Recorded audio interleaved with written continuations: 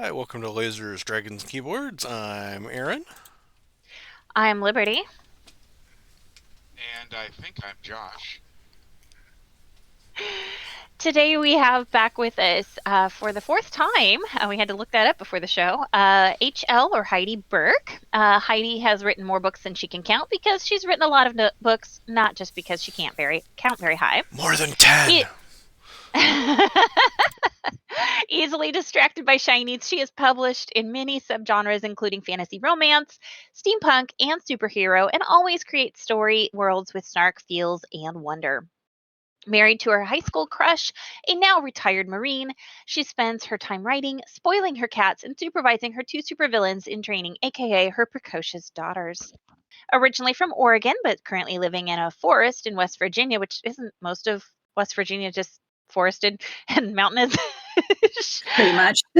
She wilts without trees and doesn't mind the rain. She is a fan of delicious flavor, a follower of the light, and a believer in happily ever after.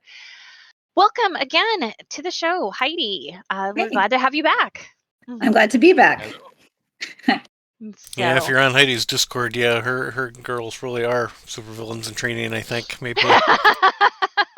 Yeah. They have an ominous presence. I don't think I'm on your Discord now. I'm gonna have to go check it out. I'll try to remember to shoot you a link afterwards. Yeah, that would be All right. helpful. So, Heidi, you being on here four times already. This is your fourth visit with us. You know the drill. What is your name? What is your quest? And what is your favorite color? So my name is Heidi, but I write under HL Burke because initials are cool. My quest is currently to bring superhero fiction into the mainstream and make people read it more often. And my favorite color is still blue. It hasn't changed much. Sometimes I go back and forth between blue and purple, but blue generally wins out. Purple's pretty cool though, too. Say Purple's for cool. returning guests before the show comes on, we should go back and look up what they said last time and play some kind of an audio clip. Play So like a my Wilhelm Scream audio clip if they get it wrong. Yeah, my favorite blues though are the ones that are kind of blending towards purple. So like in that periwinkle stage. So Oh I yeah. can have it both ways. There you Yeah. go. Kind of like some of your background. I know it's very urban. Yeah, very Yes. much so. So, Scuttlebutt is you are working on some really cool things. What are your latest projects? So I am kind of always in a writing and editing, and then other random project stage. So my current, I finished writing "Courting a Superhero," which is another of my superhero romances. That one's being edited. I just started writing an unnamed project that is the sequel to Game On, my young adult Okay. superhero series. And I am working on putting together an anthology featuring myself and other authors of superhero stories, which I'm hoping to have out this spring. And it's the volume 2 of the Dosa Files Mhm. superhero anthology. Okay. Okay. That one ought to be really good. Yeah, I think there's some good authors in there, including Aaron. Yeah, I was gonna say I thought Aaron had mentioned that he was gonna be a part of it, so This one has a high theme of animal stories. Like Aaron's story has a cat thing going on, and then there's like 3 different dog stories. I don't know why Oh everybody wow. decided to write animal stories this time, Because everybody likes but animals. yeah, it was animals were a very popular theme. Okay. so Josh and I are actually in the middle of putting together. Well, we're not putting it together. Our mastermind group is, but doing an anthology. What have been the challenges for you doing that now that for the second time? For me, it's choosing between the stories, and I'm one of those people who, if somebody submits something that's close but not up quite there, I can't let it go. I will give them editing notes, and then they'll get Hmm. back to me. So, like, I some stories I read like 3 times and gave feedback on. Others, you're like, you get them and like, there's 2 typos, fix that, we're good. But it's like, Hmm. uh, Yeah. I like working with newer authors quite a bit for these things because it's sometimes it's their first chance to publish. Hmm. So I'm Oh yeah. usually pretty, unless the story just needs such a major rewrite that I or doesn't fit the theme of the anthology to the point where I don't see a way to work it where it would be a good fit, I generally will try to give at least some feedback and give them another shot. So I ended up with way more stories than I anticipated this time. And now I'm trying to figure out if I want to divide it up into 2 volumes because I'm worried it's too much for one. Big chunky book. Happens. Speaking of animal stories, my cat is trying to invade my room that I'm in, but the door's shut, so she keeps sticking her paws underneath the door. Yep. Vivian does that. Alfred is just staring mournfully out the window because he doesn't like the snow to my left. But Can't blame him there. Yeah. So Yep. I just found it was funny. Apparently, she knows we're talking about animals. So, Aaron? Yeah. I was just gonna comment that working in an anthology with those other authors is probably a lot like herding cats too. sometimes, I mean, the thing about my anthology is it's mine and I get to say what goes. So I can be a Yeah. little bit more dictatorial. When I've been working in like group projects, I've had to be a little more give and take and like have people argue with like me about random stuff like standardized spelling is very controversial. Like, I get it. You're not from the US. You want to have your U in your color, but I want all the stories to be spelled the same way, you know? Yep. Yeah, very much.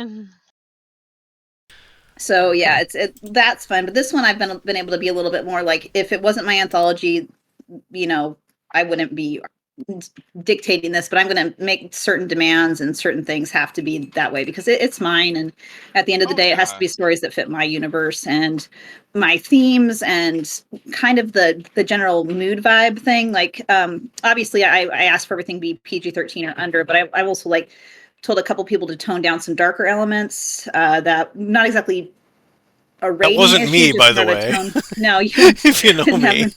No, I'm just like I just like certain subjects are going to be just a little bit too much of a mood killer for something where we also have stories about like a superpower guy who could shift into a golden retriever, and also is a dance instructor by day, so he can woo his lady love. I mean, that's the kind of vibe that a lot of the stories have, and I'm like, yeah, Nice. if we go straight to that one, to something about somebody making kids self-harm with their powers, it's just too much of a drop of tone. You can't do that.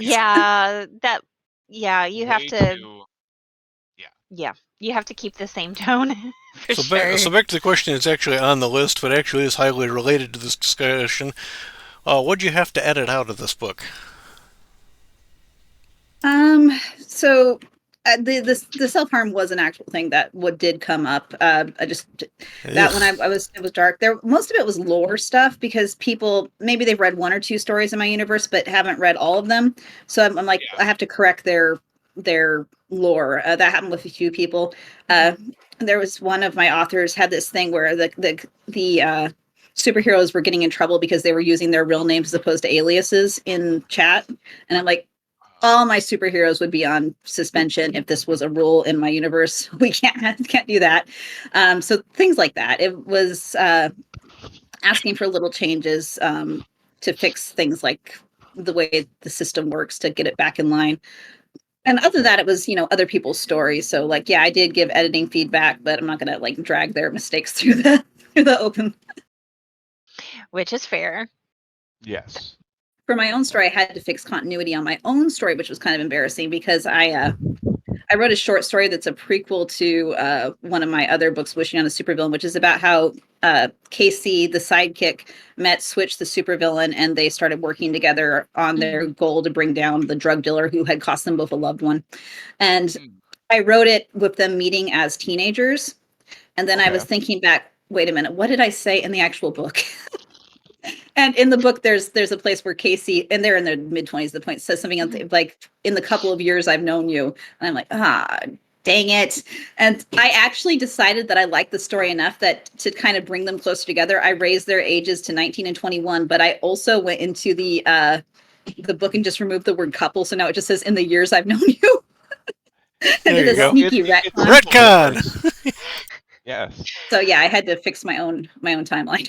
Yeah, I definitely understand that. I've had to do that myself and finally getting back into my own story world after a few years, I know that there's things that I've written right now in the book that I'm working on that I'm going to have to make sure I go back and double check all of my continuity because It's a lot to keep imminent. track of.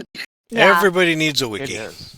Yeah, I mean, I know that when I was some of the series that I've loved for the longest times, like the JD Robin Death series, there's things that I'll be like, oh no, she missed that in continuity. But it's like, wait a second, she's keeping, I think she just released her 60th book in that series. It's like, that's a lot of books to keep track of. It Yeah. is, and like some of them you have to actually do math to figure out, like Mhm. character ages between books, especially if you're jumping back and forth. Mhm. And I've had that problem more than once. I have also gone back and fixed an error where a character's age was wrong between book 1 and book 3. Like Mhm. they would have, Yeah. yeah. I was like, oh, I was counting months. I'm like, well, this took place Mhm. here, and this. Oh, okay. It's like, Yeah. it's so petty, and probably nobody is ever going to catch me on that. You would have to have like Mhm. an Uber fan who's going to go through and mark things up, but like, Mhm. yeah. Yeah, I definitely understand you on that. So, because with my characters, I've had to keep track of an age difference of roughly 10 years, but they've got that little gap between when she turns her birthday and then when he turns his birthday. So it's like, Yep. wait a second, are they 9 or 10 right here? So, um, Uh, I don't really know where to go right now. I know you've got so much going on, and we've had you on so many times. Let's talk about the cat book. Cat book. I do There's a love the cat cat book. book. Yes, that was my last publication. It came out December 23rd. I chose that because was my anniversary, and I thought, well, that's a nice day to release a rom-com. So it's rescuing yeah. a supervillain. It's Okay. about a superhero who has been through a traumatic event. He failed to save someone and had to watch them die because he wasn't strong enough, and Oh he's been man. having panic attacks. And so he's in therapy, and the therapist will not let him go back to superheroing until he's complete like these mental health check boxes. And so he decides he's going to make himself useful because he's just this personality who can't help helping people. Like he's just always wanting to be out there helping people. So he goes and volunteers at a cat shelter. And at the same time, Oh. there is this she's kind of a supervillain, but she's more like somebody who's been on the run since she was 15 and her mom abandoned her, and she's never had like a stable environment. So she's been taken in by these super villains who are using her to do heists because she can shift into a house cat. You probably see where this is going. And she shifts into a house cat and like breaks into places that humans couldn't get into. And she finally has had enough of with them, and they're exploiting her and like basically using her as slave labor. So she steals their latest loot and takes off with it. And then because she knows they're hunting her, she decides, I'm going to hang out in the cat shelter. So she's there as another volunteer by day, and then whenever she can, she just shifts back into her cat form and hangs out with the other cats. Oh, And awesome. It's so really good. yeah, and Sam is the superhero, and so he's A, trying to befriend his new prickly coworker, and B, trying to tame this new like spicy feline who keeps swiping at him, and he doesn't realize they're the same person. I love it. That's funny. So, Yeah, it was fun to write. I do like cats quite a bit. Gee, really? You? yeah. No. Most people would say don't release near the holidays, but how did you find your release went with that 2 days before Christmas? So this one was a little different because I was running a Kickstarter around the same time that I was getting it ready. So most of the pre-orders were actually through the Kickstarter. Oh, Um, interesting. the Kickstarter was for an audiobook, but I made an early pre-order of rescuing a tier for that. So it got lower pre-orders through Amazon than my other books did, but because a lot of the orders were placed, I would say I think it was October when I did the Kickstarter. It was just a matter of me fulfilling them. And I fulfilled the Kickstarter orders a couple weeks before the actual release. So that Okay. was cool because it kind of gave the book this like extended pre-launch where like the Uber fans got a hold of it first. And it leveled up as far as the way it was getting reviews was pretty quick, which was nice. So yeah, it went okay. Also like it's a kind of one of those things where the main problem for me for Christmas isn't that people aren't buying, because people do actually buy books around Christmas. I get a lot of last minute paperback orders through Amazon. I get a lot of afterwards people get those credit their new Kindles, they get their gift cards, they might buy ebooks. The problem is me finding the margin to promote, because I do work part-time out of the home. I do have 2 teenage daughters. The 23rd is my anniversary. There's Christmas, and then we're going into birthday season because of the 4 members of our household, 3 of us have birthdays in January.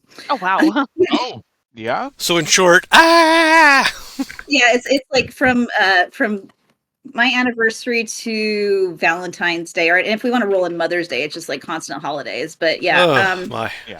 yeah, which is kind of fun. When they were little, I would just combine Corin and Claire's birthdays because they're 2 weeks apart, and like the weekend between would be the big party.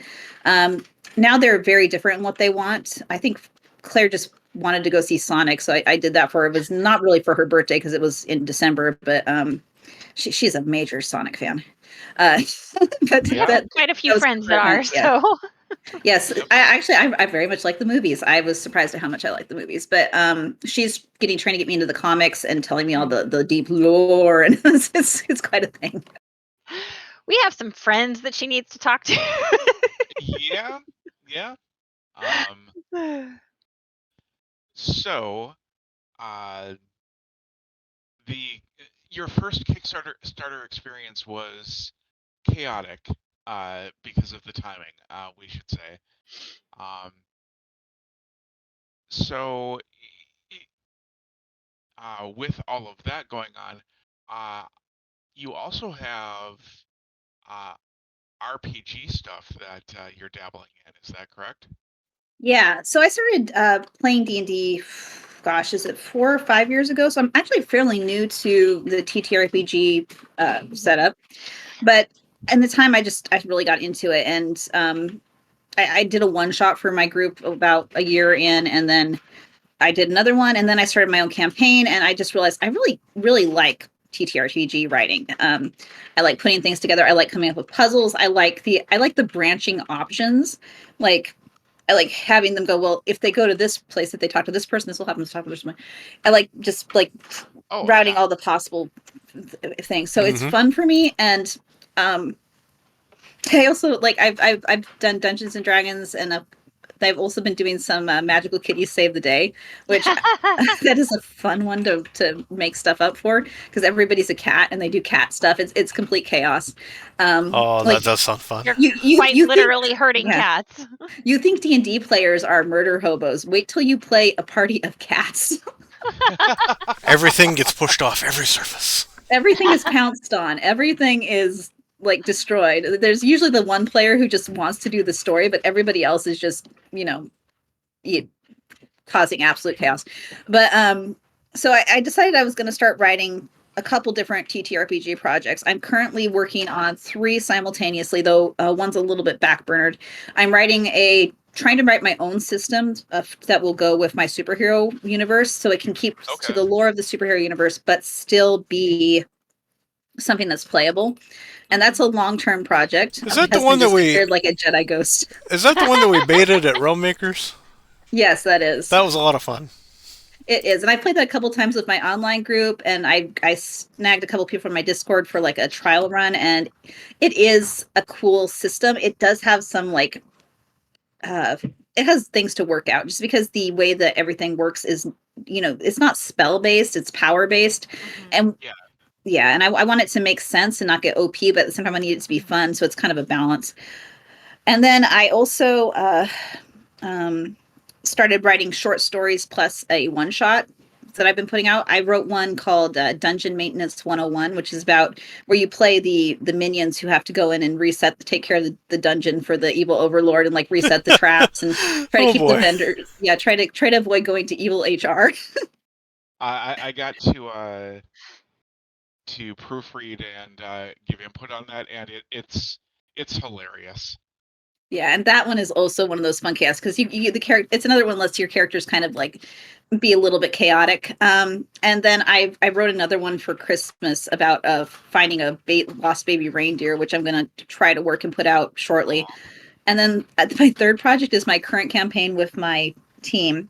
So I was watching. It was a Wendigoon video, the YouTuber, and he was covering the fearsome critters of the Lumberwoods, which is like American folklore about like things like the squink that is so ugly it just cries itself to death, and the gosh, what's some other big ones? There's the hide behind, which is this fearsome creature that hides behind trees, just swoops out at you, and snow snakes, which will jump out of the snow and bite you. And I'm like, this would be a really good TTRPG system. So I've been working on that, and I'm like kind of beta testing as I go along with my team, and just I got the oh gosh, I don't even know if I have. Oh, I do. It's right here. It's the Fearsome Critters book. It's a little novella size. It's just a bunch of like breakdowns, and you can turn in here and find like the dingmaw or the Philomelu bird, the gumbaroo. And I've been going through, and I went through and turned every single critter in this book into a stat block. Oh, some of to those throw at names. my players. Awesome. And it's a lot of fun. You can find, this is public domain. If you go online, you can find like the whole PDF of it places. I bought one on Amazon just so I could have a hard copy, but I do believe like there are websites where you can just read all of the things because it's, you know, an older book. So yeah, I've been working on that quite a bit, and it really excites me. I love taking the things and bringing them in and seeing what they have. And I have one player who got the book too, and so she'll when I start dropping hints about what the critter that they're being stalked by or hunting her that week, she'll start putting it together, and then she'll be, it's the Dungenhaver, and I'm like, yes, it is. You figured it out. Now stop metagaming. Well, her character is a druid who is studying the local wildlife. Oh, so okay, well, there you go then, yeah. I told her, Okay, I'm not going to get, yeah, she was asked, well, because my character's a druid and like a biologist, can she have inside knowledge? And like, what I will say is that if you read the book, you character can know everything you know. I think that's a good way of looking at it. So absolutely. So, yeah, it sounds like you've got some really fantastic projects. Yeah, I have to keep busy. I don't know what's wrong with me. mental ADHD. There's Probably. nothing wrong with that. I understand that. So, so are you creating the superhero rule set from scratch, or are you basing it off of something? Basically from scratch. I mean, I played a couple different systems. Like I kind of want it to be a D6 system, Right. like lasers and fillings or honey heist or something like that. But I feel like it's a little more complicated than that. So I'm trying to find it between. So I'm kind of incorporating things that I played with, like magical kitties, honey heist, lasers and keyboard, or lasers and fillings. Your lasers and keyboards, not lasers and fillings. And then of course I was a 5e player, so that's what I'm most familiar with. Yeah, that's kind of what I'm most familiar with. I'm just thinking, I've dabbled with the idea of doing a story for our gaming group set in my story world, which is also superhero. But it's like, well, I don't even know where I would start with something like that, and I definitely wouldn't want to create my own system. But You two need to talk.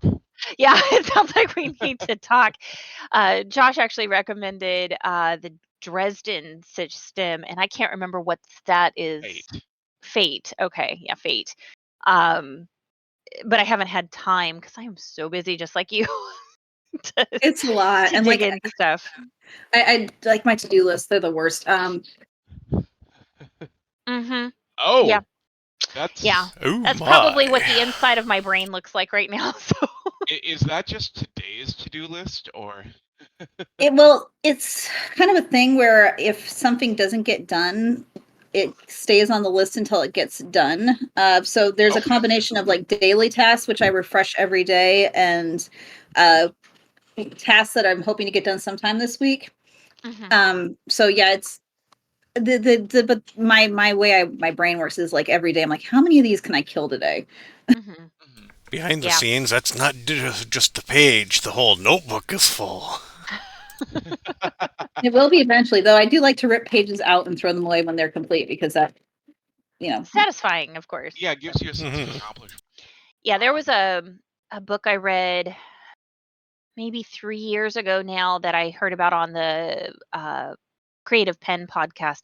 I think, pretty sure it was called Creative Pen, about kind of organizing your brain for writers. I've got it in the other room and on one of my shelves, but one of the things was just do a freaking brain dump into a notebook and write down everything, whether it's, personal or work related or writing related. And it kind of looks like what you did. And, I've done that before just to get it cleared out of my head. And it's a long freaking list sometimes. yeah. And I'll And put somebody this else will be reads both. this, and look, here's their ticket to the commitment institution.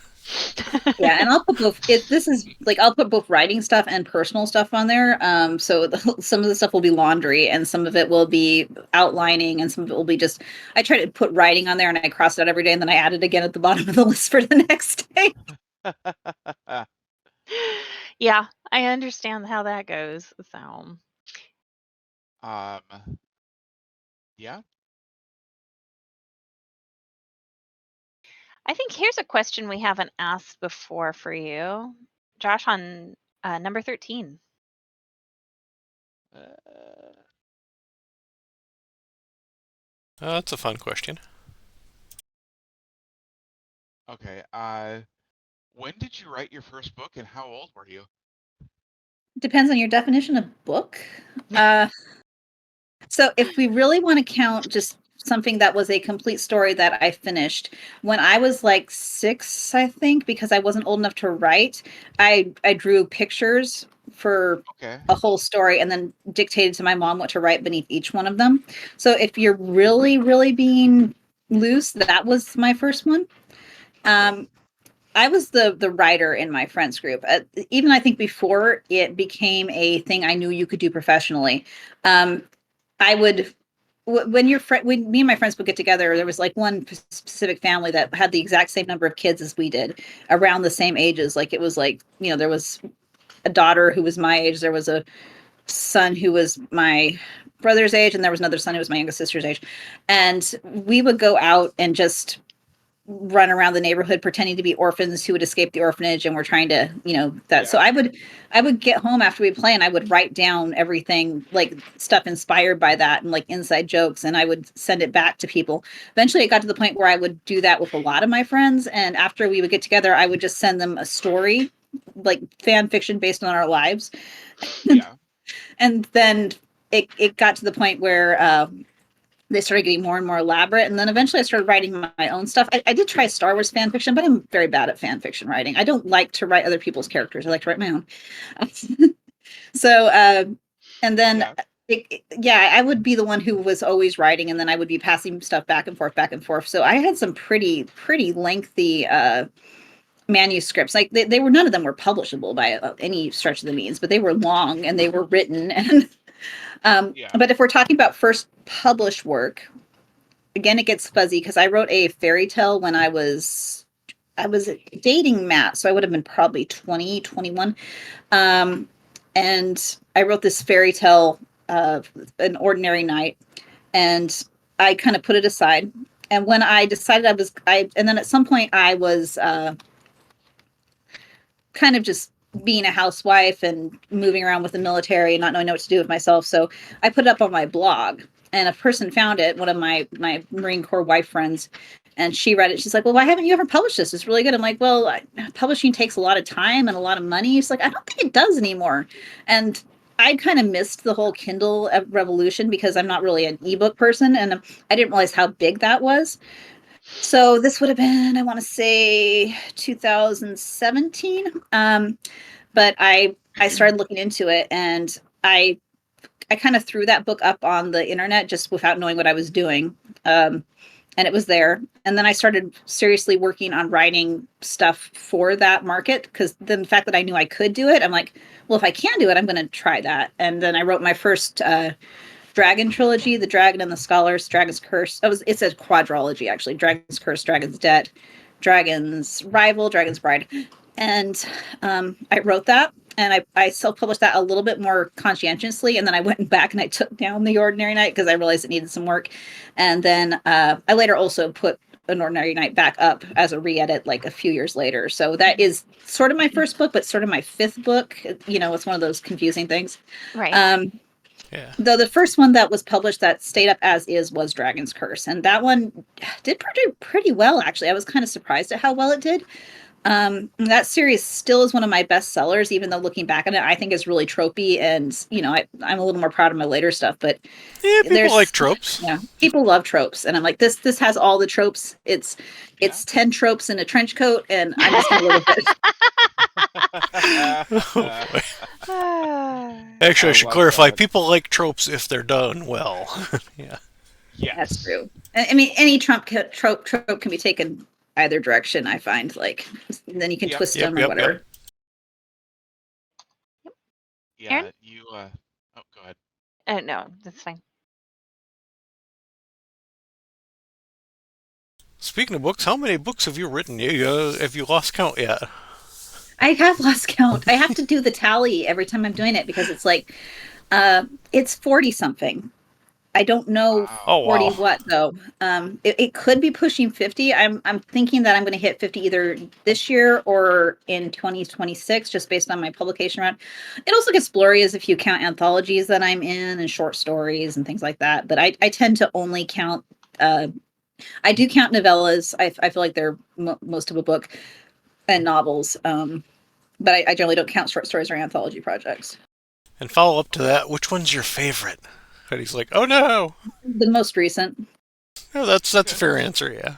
Yeah, it's always the most recent. I'm always the most excited about that one. The ones that I keep going back to over and over again are the ones that have the big moments for some of my ongoing characters, but they're kind of build up to that. Like Engaged to a Supervillain and Captured by a Supervillain have some of my absolute favorite moments across my superhero universe, just because there is a character who I took from a very young man to, at this point in my in my chronology, he's like a 30-something dad of 4. But I've basically when you stay with a character that long, you get really attached to them, and they grow in ways that a character who has a single book doesn't. So yeah, I like those moments, and I've been going back through Wishing on a Supervillain lately because the Courting a Superhero is the follow up to that, and I've been having to keep my continuity straight. And I'm like, oh, I really love these characters too. But yeah, Yeah, when blurring the line between writing and RPGs, we've talked about, Liberty and I have talked about, we're in a campaign that has been going on nearly 5 years, and those characters, they're real to us, and so. About ready to disown one or two of them, though. You Liberty last night too. Yeah, I read the follow up to that. I'm like, But when it comes to writing, of course, the same thing. You love your characters. You have your little pets, as it were, or family, is a better way to put it. So yeah. Mm-hmm. Yeah, what I like is when I had one reader, she was giving me some.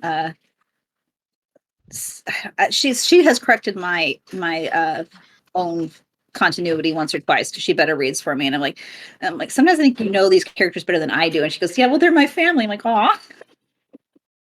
So that was a good moment because yeah, they're starting to become real for people. It's a Velveteen Rabbit thing. Like characters aren't real until they're loved, and the more people who love them, the realer they become, which almost sounds like a horror knowledge, a horror movie plot where characters start become real, because some of them you don't want to. Yeah, very true. So, what types of questions do you ask yourself when you're planning a new book? Almost all of them are logistics. Like what is this? What is that? Or trying to figure out how things work, because I really am hard on myself about plot holes. I don't want anything to be a plot hole. I don't want anybody to say, well, why didn't they just do this? So I explore every possible way out of a situation, are responsible. Well, why didn't he just call the police? Why didn't he just leave the room? Why didn't he just tell this person what's going on? And there has to be a reason for everything. So it's like I'm constantly playing chess against myself, trying to beat my own plots. The most recent one was trying to figure out how a teenage boy could get from Bend, Oregon to Columbus, Ohio. He's gonna have to steal his parents' credit card. Oh boy. Well, it's nice that you put thought into it, because every once in a while you're reading a book and it's like the character just picks up the idiot ball and runs with it. It's like, come on, put a little bit more thought into it and it'd be so much better. Yeah, or it's the Emperor's New Groove thing. Like, how'd you get here first? Yep. I don't know. From all points, it doesn't make sense. Yep. Oh man, that's funny. So one that we don't get to ask altogether that often. Do you hear from your readers much? And what kind of things do they end up saying when you do? I'm very active with certain groups of my core readers because I run on Discord for like the ones who I know aren't going to cause trouble. Sometimes they still do, but sorry. And then I also I engage with beta readers quite a bit and things like that. I have some people who so a thing about writing is a lot of times you have to seek out that interaction because it's not going to come naturally. Like you're not even supposed to really engage with reviews, which is the primary way that readers will interact with books. And even that, it's like, I'd say 1 out of 100 sells nets a review because most people just don't bother. Right. But there's a few who I like stalk. Like there's one person who does read a couple of my books every year at least. And she has a YouTube channel she booktubes on, and I'll comment on that if she reviews one of my books. Or there's another one who's doing it on Book Talk. So I try to like, if it's a public venue that I do still like to engage with. Other than that, it's a lot of it is, mostly just pleasant interactions of the anthologies do open it up because people will be wanting to write in the world. So they'll send me like lore questions so I can give them an info dump on like how powers work or how the DOSA, the Department of Super Able Agency, reacts or interacts with people and stuff like that. And if there's a DOSA office in Detroit, that kind of thing. Yeah, exactly. I haven't actually mapped out all the DOSA ones because I want to keep it what's it called? I want to keep it flexible for future books, depending on where I decide to put it. But kind of the canon is there's 2 per state, except for like 4 states have more than that. I think they're Washington, California, Nevada, and maybe Texas, canonically. There's plot reasons for all of those, but they 2 per state, population usually the 2 biggest cities in the state. For some of those. Yeah. And sometimes it's a geography thing. Sometimes it's a like Nevada has one because it has it has one in Reno, it has one in Vegas, and it has one in Area 51. Makes sense. And then in Texas, it obviously need more than one. All right, we're over here. It's over here. We'll get to you in a couple of days. Yeah, it's a little bit. I figured there's not a lot of supervillain activity in Alaska, so I'm just going to let most of that state slide. They'll freeze to death before we get to them. It'll be fine. Now going up there messing with the polar bears. Mutant caribou, what the? Oh no, that'd be a good story idea. Oh no, you've got your next idea, Aaron. Yeah.